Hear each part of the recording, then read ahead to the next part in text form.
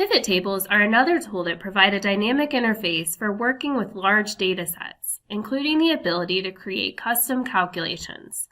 These tables draw results directly from the original data, and therefore they always reflect the current information.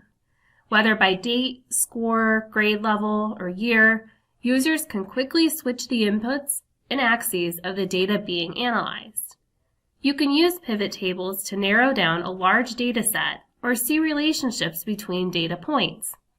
For example, you could use a pivot table to analyze which salesperson brought the most revenue for a specific month. Let's take a look at two different examples. This is something that you will need to do on the Level 2 exam.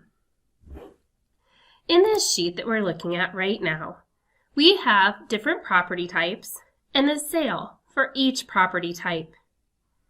In our pivot table that we've created, we have added together the total sales for each different property type.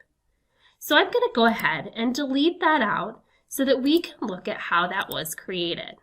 So what we want to do is select the data that we want included in our pivot table and go to Data and then Pivot Table.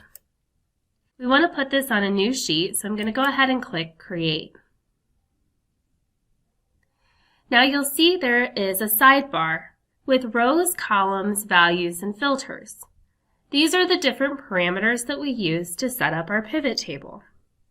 Let's go ahead and we want to start with row. Remember that the rows run across and columns go up and down. So the first row we want here is to be our property type. So I'm going to click Add next to Row and select Property Type. Notice that it already pulls in your different columns. Here we have the different property types listed. That looks perfect. Now what we want to do is set our values. The values that we are going to look at is the sales price.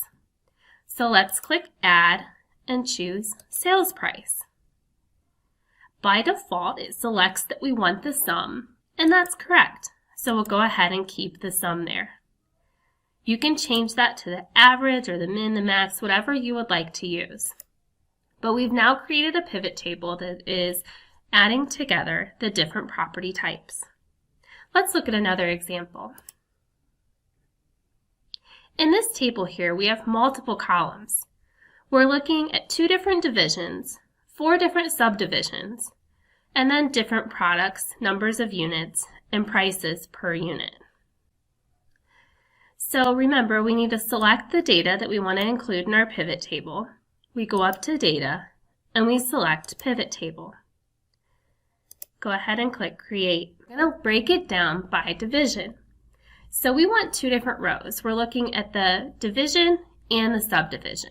So for our rows, we're going to add first division, and then I'm going to add another row for the subdivision. We're going to leave the columns blank, and now we want to take a look at the values again.